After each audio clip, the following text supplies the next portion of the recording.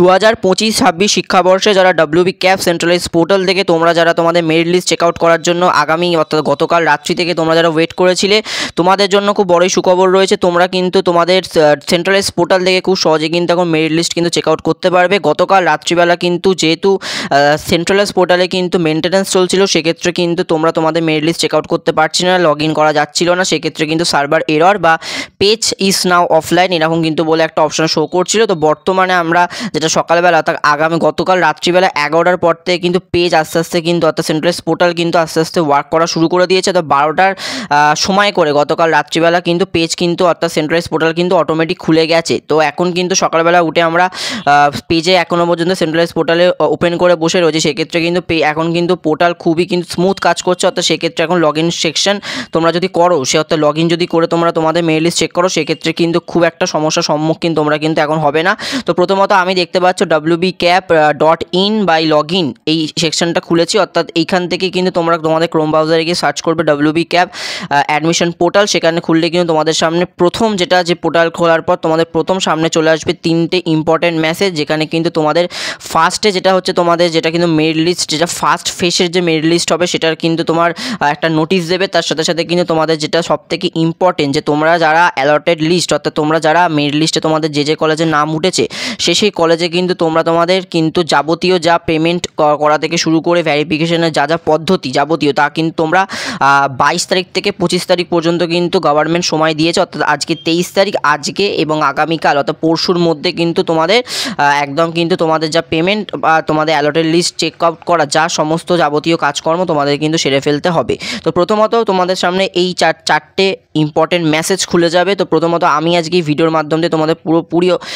অপশানগুলো কীভাবে কাজ করে, তোমরা একদম বাড়িতে কি করে ইউপিআই, অনেকে আমাদের বাড়িতে কিন্তু এখন বেশিরভাগ সবাই কিন্তু ইউপিআই ইউজ করে। তো সেক্ষেত্রে একদম কি করে তোমরা বাড়িতে বসে একদম ইউপিআই থ্রু দিয়ে একদম তোমরা তোমাদের কলেজে অ্যাডমিশন নিতে পারবে, সেটাই কিন্তু আজকে বলবো। তো প্রথমত তোমাদের সামনে এই চারটে ইম্পর্টেন্ট মেসেজ খুলে আসবে, এটা কিন্তু তোমরা দেখে নেবে।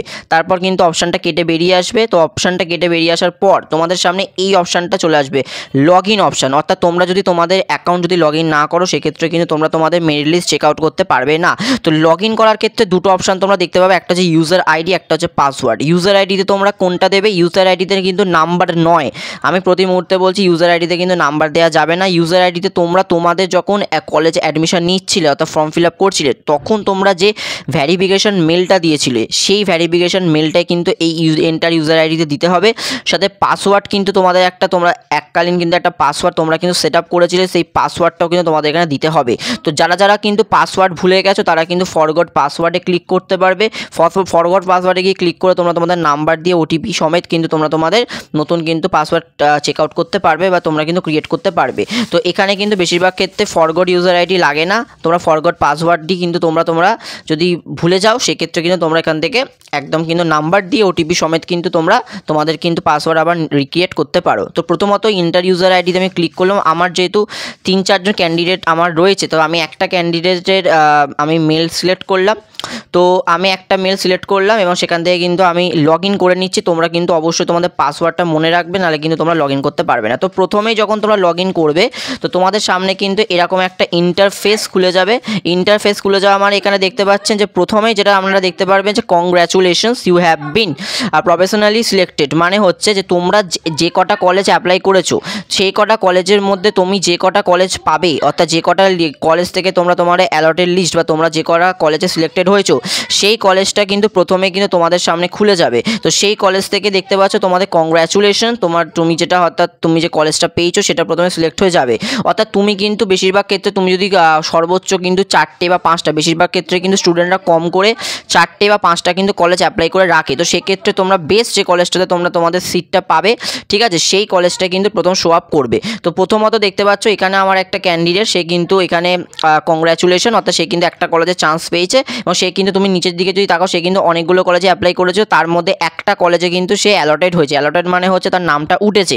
বা সেক্ষেত্রে কিন্তু তোমাদের প্রথম কাজ কি হবে, যে তোমরা কি করে এখান থেকে তোমরা পেমেন্টটা করবে, সেটাই হচ্ছে সবথেকে বড় কথা। তো প্রথমত তোমরা যখনই নিচের দিকে একটু তোমরা যখন যাবে তখন তোমাদের এখানে সমস্ত ডিটেলস দেখিয়ে দেবে, অর্থাৎ অ্যাপ্লিকেশন নাম্বার, অ্যাপ্লাইড অন অর্থাৎ কবে তুমি অ্যাপ্লাই করেছিলে, তোমার অ্যাডমিশন ফিস মানে হচ্ছে তোমার যেটা হচ্ছে ফার্স্ট সেমিস্টারে তোমার যে টাকাটা লাগবে, কলেজ যেটা নেবে সেইটা কিন্তু অ্যাডমিশন ফিস তোমাকে দিতে হবে।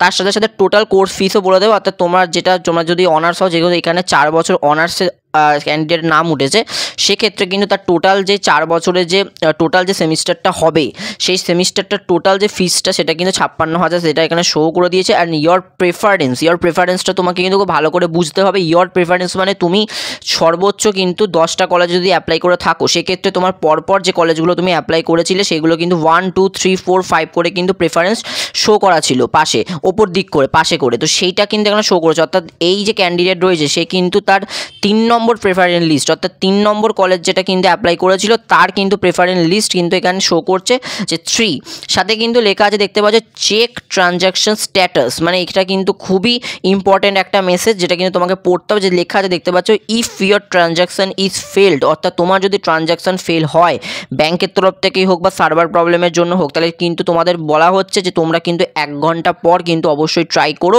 সেক্ষেত্রে কিন্তু এটাও সমস্যা হতে পারে যে তোমরা পেমেন্ট হয়তো করলে তোমার ব্যাংক থেকে টাকা ডেবিট হয়ে গেছে, কিন্তু তোমার কিন্তু এখনো পর্যন্ত সেরকম ওয়েবসাইটে কিছু শো করছে না বা তোমার কাছে কিন্তু কোনো রকম মেসেজ আসেনি। তো সেক্ষেত্রে কোনো চিন্তা করার মতো কিছু নেই, তোমার যখন টাকা কেটেছে অবশ্যই কিন্তু তোমার টাকা কিন্তু তোমার নিরাপদই থাকবে। তো প্রথমত দেখতে পাচ্ছ যে এখানে কিন্তু লেখা আছে টেক অ্যাডমিশন অপশানটা, তো তোমাকে অবশ্যই এটা ক্লিক করতে হবে। নিচে একটা মেসেজ পড়ে নেবে, কি বলছে এটা আমি আবার পড়ে দিই তোমাদের। Be careful if you are allotted a seat and do not take admission within due time you will not be allowed to take admission further in this process. তোমাদের প্রথমে যেটা বলেছিলাম যে 25 তারিখের মধ্যে কিন্তু তোমাদের কিন্তু পেমেন্ট করে নিতে হবে, তোমাদের অ্যালটেড লিস্ট চেক করে নিতে হবে। সেক্ষেত্রে এটাই নিচে বলে দেওয়া হয়েছে যে তোমরা কিন্তু তোমাদের নির্ধারিত সময়ের মধ্যে যদি পেমেন্ট না করো, সেক্ষেত্রে কিন্তু তোমাদের কিন্তু আর এই কলেজে ফের আবার কিন্তু সুযোগ দেওয়া হবে না। সেক্ষেত্রে আবার কিন্তু তোমাদের যখন সেকেন্ড ফেজে যখন আবার অ্যাডমিশন শুরু হবে, অর্থাৎ সেকেন্ড ফেজে যখন তোমাদের আবার লিস্ট বেরোবে, তখন কিন্তু তোমার অন্য কলেজে নাম উঠবে, তখন সেক্ষেত্রে কিন্তু তোমাকে সেই কলেজে অ্যাপ্লাই করতে হবে। সেক্ষেত্রে অ্যালটেড লিস্ট তোমাদের চেক করতে হবে। তো সেক্ষেত্রে টেক অ্যাডমিশনটা আমি ক্লিক করলাম। টেক অ্যাডমিশন ক্লিক করার পর দেখা যাক একটু ঘুরবে, লোডিং হবে। তো দেখো প্রথমে এখানে চলে আসবে সিলেক্ট ইয়োর সিট, অর্থাৎ তোমার সিটটা কিন্তু সিলেক্ট করতে হবে। অর্থাৎ তুমি যে নাম উঠেছে তোমার সেই কলেজে একটা নির্ধারিত সিট রয়েছে, সেই সিটটা কিন্তু তোমাকে অবশ্যই কিন্তু নিজে সিলেক্ট করতে হবে। অর্থাৎ প্রথমে যেটা দেখতে পাচ্ছ সিলেক্ট সিট বলে একটা অপশান পাবে। সিলেক্ট সিট অপশানটা কী পাবে, তখন তোমাকে এখানে নিচে ক্লিক করতে হবে চুজ ইয়োর সিট। যখন আমি চুজ ইয়োর সিট সিলেক্ট করলাম, তখন কিন্তু তোমার কাছে একটা অপশান আসবে আনরিজার্ভড, মানে এখানে তোমাকে কিন্তু ব্যাপারটা বুঝতে হবে। প্রথমত বলে রাখছি, অনেক ক্যান্ডিডেট রয়েছে যারা কিন্তু ওবিসি রয়েছে, এসসি রয়েছে, এসটি রয়েছে, তাদের জন্য কিন্তু বলে রাখছি তারা যখন ফর্ম অ্যাপ্লাই করেছিল, অর্থাৎ যখন তারা অ্যাপ্লিকেশন করেছিল, তখন কিন্তু তোমাদের কাস্ট সিলেক্ট করতে হচ্ছিল। তখন কিন্তু যারা এসসি এসটি ওবিসি যারা যেমন ছিল তারা কিন্তু সিলেক্ট করেছিলে। যেহেতু এই ক্যান্ডিডেট আমি যারা এখন প্রোফাইল করেছি, সে যেহেতু আনরিজার্ভড মানে জেনারেল শো করেছিল কাস্ট, যখন আমাদের ফিল আপ করতে হচ্ছিল যে তোমার কি কাস্ট, তখন দিয়ে কিন্তু জেনারেল অর্থাৎ আনরিজার্ভ সিলেক্ট করেছিল। তাই জন্য কিন্তু এখানে অটোমেটিক আনরিজার্ভড কিন্তু সিলেক্ট করে দিতে তোমাকে হবে, অর্থাৎ তুমি জেনারেল, এটাই হচ্ছে তার প্রমাণ। এখান থেকে কিন্তু তোমরা এটা সিলেক্ট করবে। এবার এটা যদি আনরিজার্ভ না হয়, যে ক্যান্ডিডেট যদি ওবিসি হতো তাহলে সে ওবিসি মানে ওবিসি সিলেক্ট করতো, যদি এসসি হতো এসসি সিলেক্ট করতো, এসটি হলে এসটি সিলেক্ট করতো। যেহেতু এই ক্যান্ডিডেট জেনারেল, তাই জন্য আনরিজার্ভ অটোমেটিক শো করে গেছে। এবার নিচে একটা অপশান আসছে ডু ইউ ওয়ান্ট আপগ্রেডেশন, অর্থাৎ এটা হচ্ছে একটু ডাউটের বিষয়। এটার মানে হচ্ছে কি, যে তুমি ডু ইউ ওয়ান্ট আপগ্রেডেশন মানে হচ্ছে যে ভাবো তোমার একটা কলেজে নাম উঠেছে, অর্থাৎ সেই কলেজে যে কলেজটা তোমার নাম উঠেছে সেই কলেজটায় তুমি পড়তে চাইছো না। সেক্ষেত্রে কিন্তু তোমার মনে হচ্ছে যে না, আমি পরের কলেজটায় ভর্তি হব, এই কলেজটা ভর্তি হব না। সেই ক্ষেত্রে কিন্তু তোমাকে তাহলে কিন্তু ইয়েস সিলেক্ট করতে হবে। অর্থাৎ তুমি যদি মনে করো যে না, আমি এই কলেজে পড়বো না, আমি কিন্তু অন্য কলেজে চেষ্টা করব, আমি অন্য কলেজে ট্রাই করব, অর্থাৎ এই বর্তমানে তোমার যে কলেজে নাম উঠেছে সে কলেজে তুমি পড়তে চাইছো না, তুমি অন্য কলেজে তোমার নাম নথিভুক্ত করতে চাইছো, এই কলেজে ভর্তি হতে চাইছো না, সেক্ষেত্রে কিন্তু তুমি এটা ইয়েস করবে। আর তুমি যদি বলো যে না, আমার যে কলেজটা বর্তমানে নাম উঠে গেছে merit list first merit list থেকে, সেক্ষেত্রে তুমি সেই কলেজটাতে কলেজ যদি পড়তে চাও তাহলে তুমি কিন্তু অবশ্যই নো সিলেক্ট করবে। বুঝতে পেরেছো ব্যাপারটা? অর্থাৎ তুমি যে কলেজে বর্তমানে তোমার নাম উঠেছে সেই কলেজে যদি তুমি পড়তে চাও তাহলে তুমি কিন্তু এই ওয়ান্ট আপগ্রেডেশন অপশানটা কিন্তু নো রাখবে। আর যদি তুমি মনে করো যে না ভাই আমি পড়বো না, আমি অন্য কলেজে চান্স নেবো, অন্য কলেজে আমি পড়বো, সেক্ষেত্রে কিন্তু তোমাকে ইয়েস করতে হবে অপশানটা সিলেক্ট। বুঝতে পেরে গেছো? তো এই যে ইনার যে ক্যান্ডিডেট তার কিন্তু মোটামুটি কোনো অন্য কলেজে ভর্তি হওয়ার আর কোনো চান্স নেই, উনি এই কলেজেই পড়তে চান, সেক্ষেত্রে কিন্তু আমি এই আপগ্রেডেশনটা নো করলাম। তো প্রথমেই নিচে দেখবে তোমার সামনে চলে আসবে তোমার স্ট্রিম, মানে তোমার যেটা কোর্সটা যে তুমি কি অ্যাপ্লাই করেছিলে না করেছিলে। এখানে মাইনর 1 মাইনর 2, যেহেতু এটা ইউনিভার্সিটি অফ ক্যালকাটার আন্ডারে তাই জন্য এখানে মাইনর 1 মাইনর 2 হয়েছে। যারা মানে যারা অন্যান্য ইউনিভার্সিটি যেমন বর্ধমান বা কল্যাণ ইউনিভার্সিটি তাদের কিন্তু মাইনর পেপার একটাই হয়, সেক্ষেত্রে কিন্তু তোমাদের সেখানে একটা পেপার শো করবে। তো এখানে থেকে ক্যালকাটা ইউনিভার্সিটি বলে দুটো মাইনর পেপার শো করেছে। তো প্রথমত এখানে এইটা সব কিছু চেক আউট করে নেওয়ার পর তোমাদের প্রসিডে ক্লিক করতে হবে। তো এখানে একটা অপশান হবে, সেটা তুমি ওকে করে দেবে, ঠিক আছে। তারপর একটু ঘুরবে, ঘোরার পর কিন্তু তোমাদের সামনে চলে আসবে একটা পেমেন্টের কিন্তু প্রসিড ফর পেমেন্ট, অর্থাৎ তোমাকে এখানে আই এগ্রি সিলেক্ট অটোমেটিক থাকবে, এটা তোমাকে ক্লিক করে প্রসিড ফর পেমেন্টে ক্লিক করতে হবে। প্রসিড ফর পেমেন্টে ক্লিক করার পর তোমার সমস্ত ডিটেল চলে আসবে, নেম তোমার চলে আসবে, ইউনিভার্সিটি কলেজের নেম, কোন ইউনিভার্সিটি আন্ডারে তুমি অ্যাপ্লাই করেছো, সাবজেক্ট কম্বিনেশন চলে আসবে, অ্যাপ্লিকেশন কোড চলে আসবে, আর পে বিল অর্থাৎ তোমাকে যেটা এখন পেমেন্ট করতে হবে 1750 টাকা, সেটা কিন্তু অলরেডি চলে আসবে। তো এখানে অনেকগুলোই অপশান রয়েছে, একটা হচ্ছে SBI ইপে, একটা হচ্ছে HDFC CC অ্যাভিনিউ, আর একটা হচ্ছে HDFC বিলডেক্স। তো এখান থেকে তিনটে অপশান রয়েছে, তোমরা কিন্তু অবশ্যই HDFC বিলডেক্সটা ক্লিক করবে, তাহলে এখান থেকে তোমরা অবশ্যই UPI থেকে কিন্তু তোমরা তোমাদের পেমেন্টটা করতে পারবে। যখন আমি ক্লিক করলাম দেখো এখানে কিন্তু বিলডেক্স চলে এলো। বিলডেক্স মানে তুমি এখান থেকে দেখো UPI, wallets, net banking, credit and debit cards তুমি কিন্তু অপশান পেয়ে গেলে।